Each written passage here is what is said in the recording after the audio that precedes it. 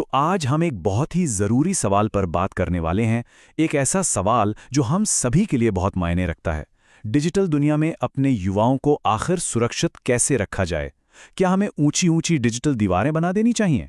या फिर हमें बेहतर डिजिटल लाइफगार्ड्स की ज़रूरत है? चलिए देखते हैं कि इस पर एक्सपर्ट्स क्या कह रहे हैं और हमारे लिए इसका क्या मतलब है। सबसे पहले ज़रा इस एक नंबर पर गौर कीजिए, 95%। मतलब 13 से 17 साल की उम्र के लगभग हर टीनेजर के हाथ में सोशल मीडिया की पावर है। जी हां, 95%। ये कोई छोटा मोटा ट्रेंड नहीं है, ये उनकी जिंदगी, उनकी पहचान का एक बहुत बड़ा हिस्सा बन चुका है। और पता है, ये जो इतना ज़्यादा इस्तेमाल हो रहा है, इसका एक सीधा और काफ़ी डरावना कनेक्शन भी है।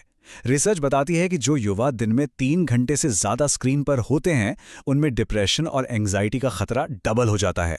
ये सिर्फ एक आंकड़ा नहीं है, ये हमारे बच्चों के मेंटल हेल्थ से जुड़ा एक असली अलार्म है।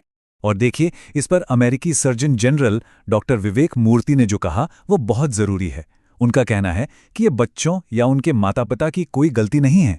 दूसरे शब्दों में कहें तो प्रॉब्लम हम में नहीं है, प्रॉब्लम उस टेक्नोलॉजी में है जिसे बिना किसी सेफ्टी नेट के डिज़ाइन कर दिया गया है।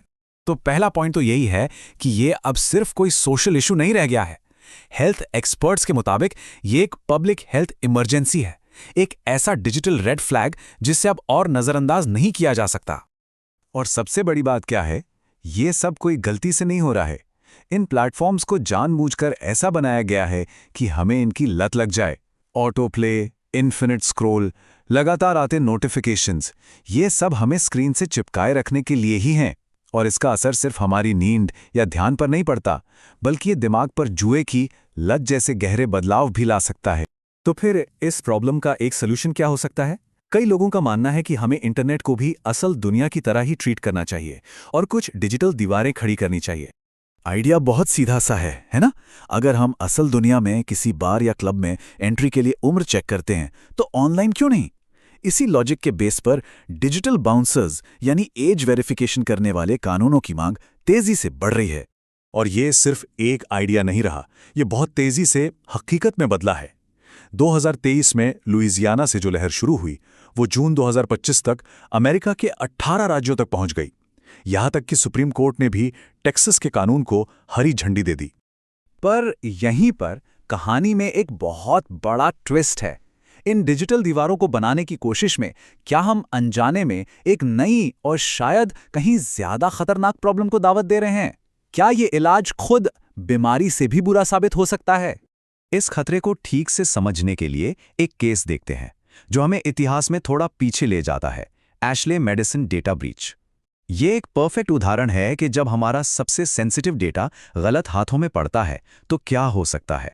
जब इस वेबसाइट का डेटा लीक हुआ तो जो हुआ वो सच में बहुत भयानक था। सोचकर देखिए, लोगों को उनके सबसे गहरे राजों को लेकर ब्लैकमेल किया गया, उनकी नौकरियां चली गईं, रिश्ते टूट गए और कुछ मामलों में तो लोगों ने अपनी जान तक ले ली। ये हमें दिखाता है कि प्राइवेसी कितनी कीमती और नाजुक चीज है। तो ये समझना बहुत जरूरी है कि एज वेरिफिकेशन के सारे तरीके एक जैसे नहीं होते। अपनी सरकारी आईडी की फोटो अपलोड करना सबसे ज्यादा रिस्की है। ये कुछ वैसा ही है जैसे अपने घर की चाबियों की कॉपी बनाकर किसी अजनबी को दे देना। सबसे सेफ तरीका वो है जो सिर्फ ये कंफर्म करे कि कोई 18 से ऊपर है, बिना ये बताए कि वो कौन है। लेकिन क्या हो अगर हम इस पूरी प्रॉब्लम को एक बिल्कुल अलग ही एंगल से देखें?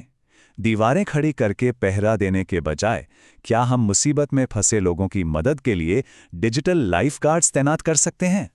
और ये इतना ज़रूरी क्यों है? क्योंकि एक चौंकाने वाला सच ये है कि आधे से ज़्यादा लोग जो गहरे मानसिक तनाव से गुजर रहे होते हैं, वे कभी मदद के लिए आवाज़ नहीं लगाते। वे चुपचाप सब कुछ सहते हैं। इसलिए हमें उनके अनकहे छिपे हुए सिग्नल्स को पढ़ने का कोई तरीका ढूंढना ही होगा।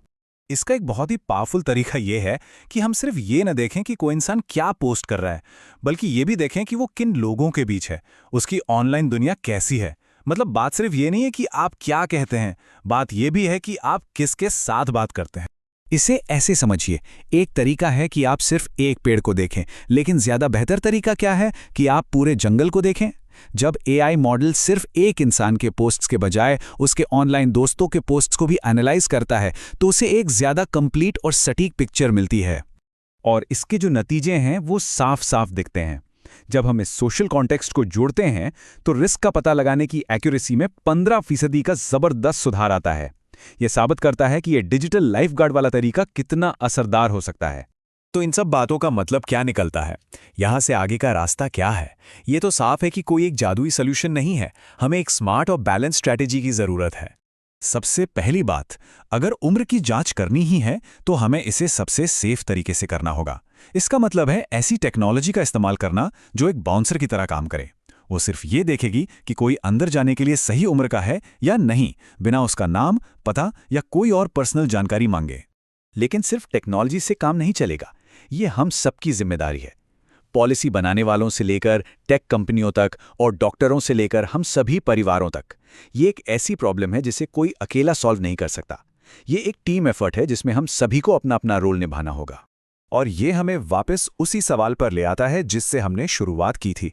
अपने युवाओं को ऑनलाइन सेफ रखने के लिए हमें ऊंची दीवारों की जरूरत है या बेहतर लाइफगार्ड्स की?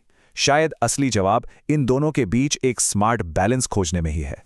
एक ऐसा भविष्य बनाने में जहां हमारे युवा न सिर्फ सुरक्षित हों बल्कि ऑनलाइन दुनिया में आगे बढ़ें और कामयाब हों। ये एक ऐसा सवाल है जिस पर हम सभी को सोचना चाहिए।